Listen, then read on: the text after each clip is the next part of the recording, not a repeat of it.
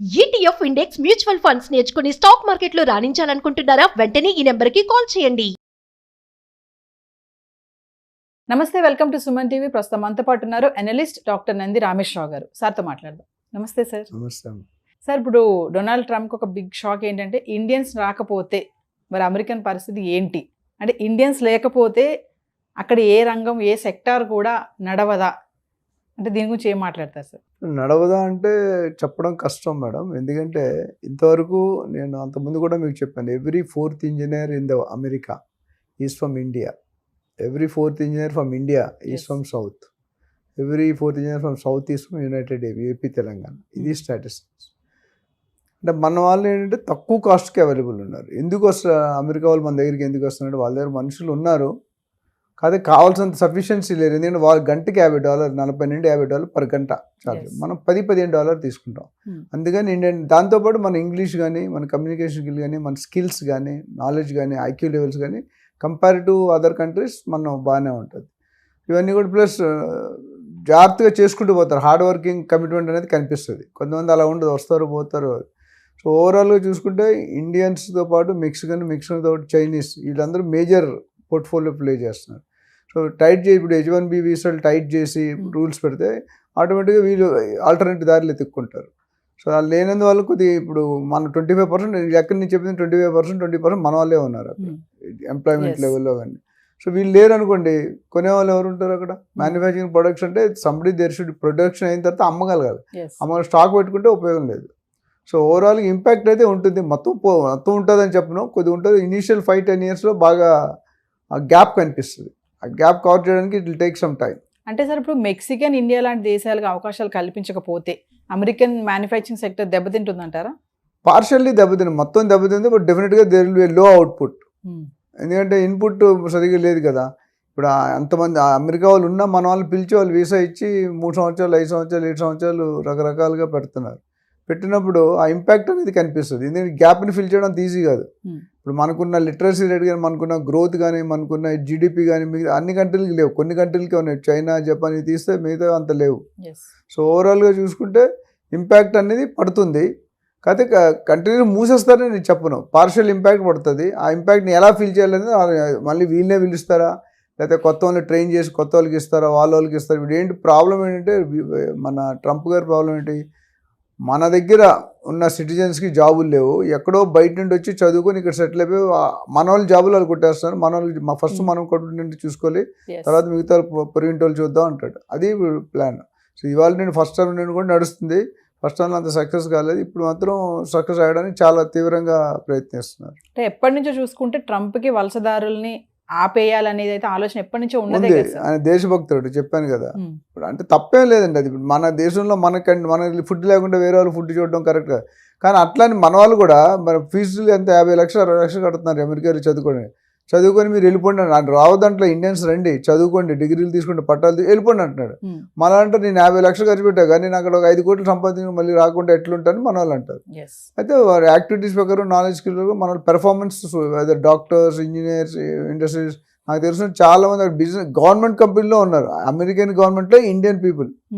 ఇక్కడ మనకి ఎంతమంది కనిపిస్తారు అమెరికా వాళ్ళు? ఇండియాలో పెద్దగా ఉండరు, 1-2 ఉంటాయి. ఇక్కడ అక్కడ కొంతమంది డైరెక్ట్గా వెళ్ళి అక్కడ బిజినెస్లే స్టార్ట్ చేస్తున్నారు.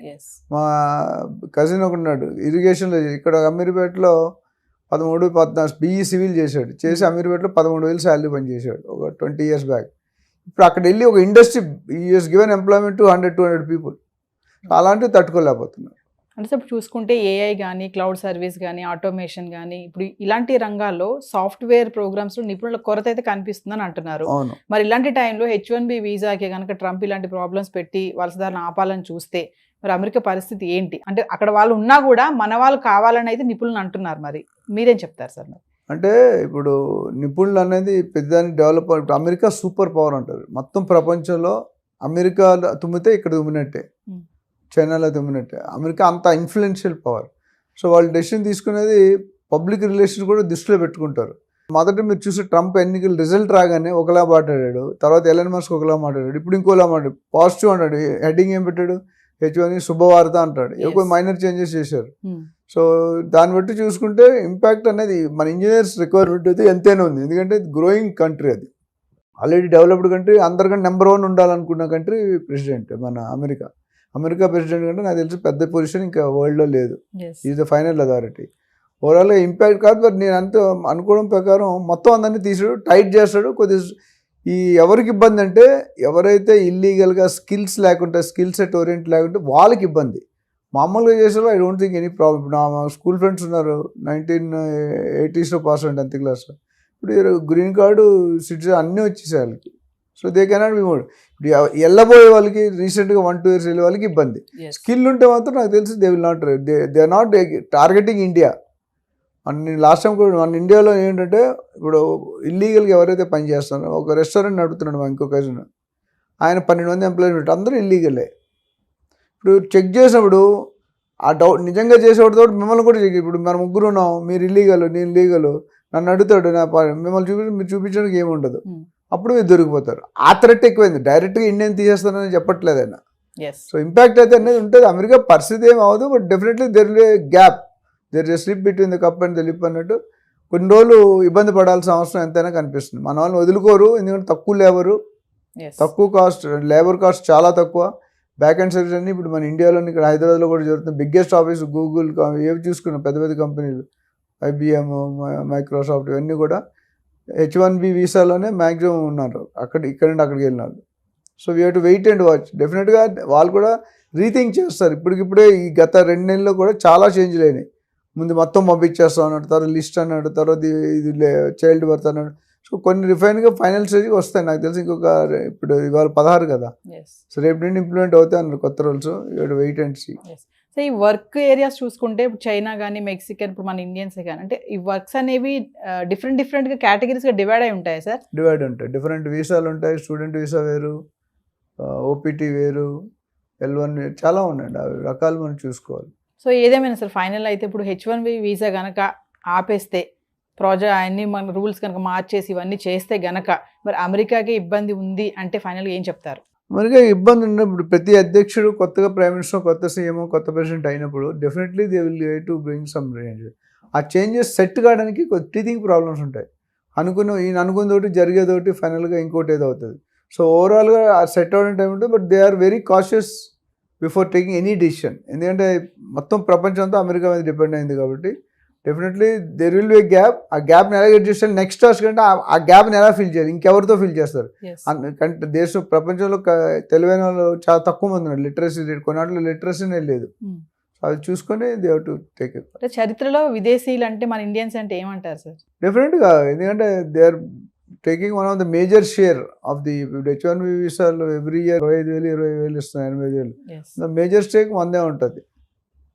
అయితే ఇల్లీగల్గా వెళ్ళిన దాంట్లో మన లిస్ట్ తక్కువనే ఉంది, ఎక్కువ ఉందని చెప్పలేము. ఇల్లీగల్గా వెళ్ళిన దాంట్లో మిగతా అవి ఉన్నాయి, కానీ India I think reasonably good. ఇంకోటి చూసుకుంటే సార్ గూగుల్ కానీ AI కానీ ఇలాంటి వాటిలో చూసుకుంటే మన వాళ్ళే అక్కడ హెడ్స్గా కూడా అక్కడ రాణిస్తున్నారు. అది కరెక్ట్ అండి, ఎందుకంటే ఇప్పుడు హెడ్ ఎవరు అవుతారు? ఇప్పుడు ఇండియాలోనే చెప్తాను, ఒక BHL కానీ, BDL కానీ, DRDL కానీ ఒక 1000 మంది ఇంజనీర్ జాయిన్ అయ్యారు ఫస్ట్లో, ఫ్రెషర్స్. అందులో ఒకడే GM అవుతాడు, 4 DGMలు అవుతారు, 10 మంది AGMలు అవుతారు, 25 మంది మేనేజర్స్ అవుతారు. మిగతా వాళ్ళందరూ సూపర్వైజరీ, ఫోర్మెన్ ఆ క్యాటర్లో ఉంటుంది. ఎందుకు? ఈ 1000 మందిలో top GM sharp and positive, అంటే ఫాస్ట్, అగ్రెసివ్ ఉంటాడు, ఫాస్ట్గా ఉంటాడు, స్కిల్స్ ఓరియంటెడ్, అందరినీ నడిపించుకొని కొట్టుకొని వెళ్ళిపోతాడు. సో అక్కడ కూడా మన దగ్గర ఏంటంటే మన commitment is very good. Indian commitments చూసుకుని చాలా ఇక్కడ ఇండియాలో కూడా కొన్ని స్టేట్లో పనిచేయరు, కొన్ని స్టేట్లో కమిటెడ్గా పనిచేయరు. వాళ్ళని ఇక్కడ తెచ్చుకొని ఇక్కడ మన హైదరాబాద్లో కూడా పని చేయించుకుంటున్నాం. అదేవిధంగా వాళ్ళు ఇండియన్స్ ఏంటంటే ఫారినర్ స్టైల్ వేరు, అక్కడ వర్కింగ్ వాళ్ళు. మన వాళ్ళు OTలు కూడా చేస్తారు. అంటే కంపెనీకి అవసరం ఉంది అనుకుంటే గంటకి $10, $20 ఇచ్చినా 8 గంటలు అయితే అటు 16 గంటలు, 12 గంటలు పని చేస్తున్నారు.